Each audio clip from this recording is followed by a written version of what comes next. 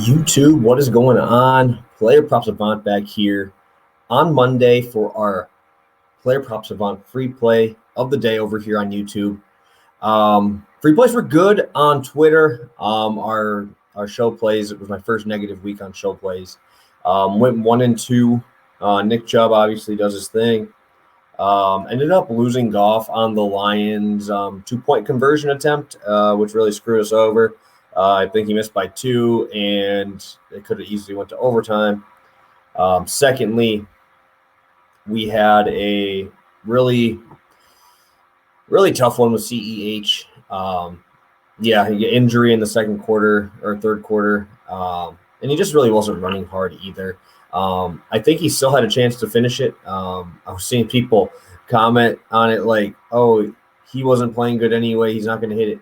Well, guys, I'll tell you, I absolutely hate when you guys message and send all this stuff in the middle of these games because all it takes is one play, right? Stephon Diggs didn't do anything all day, caught a 50-yard pass, and did well in fantasy, right? Josh Allen had only 15 completions and still ended up over 300 yards. So, there's so many big plays in football that that's just my little rant for the day is, hey, let's just wait, guys. I mean, the game is not over yet, and we really should just be watching and seeing what happens, right? It has nothing I can control, but just because a guy is sucking doesn't mean he's not going to come through for us. So there's my rant of the day. Let's get to it. We're getting ready for our Monday Night Football play of the day, and it's a play I really do like. I'm going to roll for 1.5 here today for you guys. It's going to be Lamar Jackson passing and rushing over 291.5, minus 115. Great line.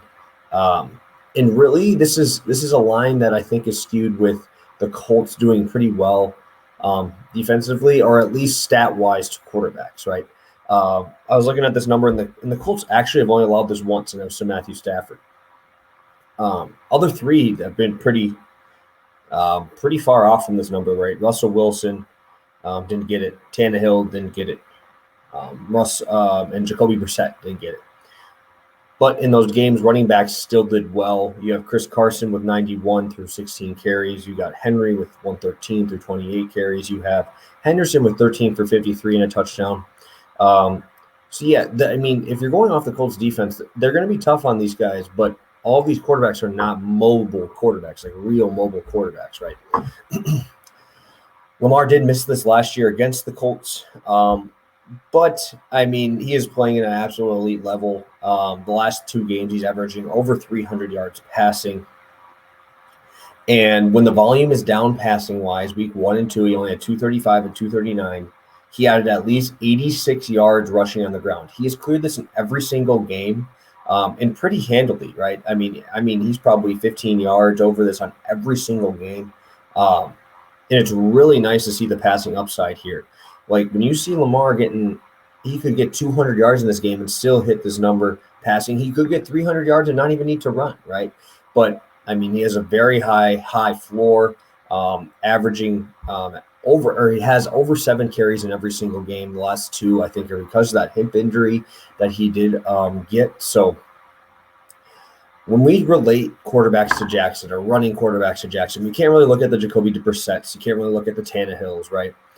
I'm looking at guys like Josh Allen. I'm looking at guys like Deshaun Watson last year. I'm going to last year's numbers. Deshaun Watson put 373 on these guys and 25 rushing yards.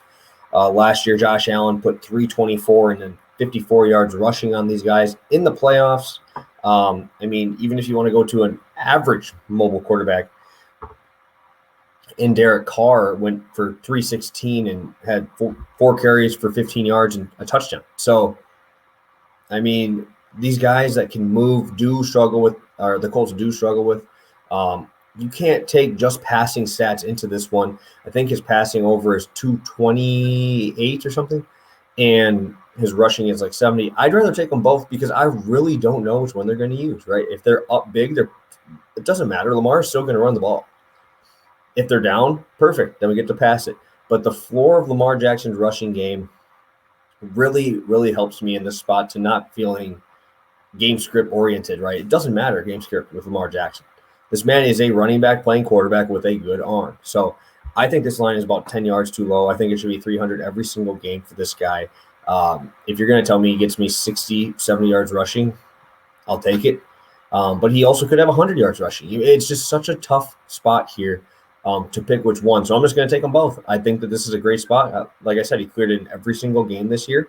And in the last game, he had 300. And the week before that, he had 286. So easily cleared. The 280 or the 300, he had 28 yards rushing. So still gets me a little bit on 7 carries. And like I said, first 2 weeks, he had 235 and 239. And he had 86 and then 112 yards rushing. So I will take it, guys. This guy has been absolutely amazing. Coming off of a huge win for Josh Allen. I mean, Lamar Jackson could be pushing an MVP type of year. He needs to have a couple more of these big games on national TV, and I think he's going to get one tonight. 7-point favorites. But yeah, I mean, this is a smash spot for him. Colts have been playing pretty poor, and I think that the Ravens kind of have their way with them. Don't think it's a huge blowout just with the way that this game is going to be pretty grimy.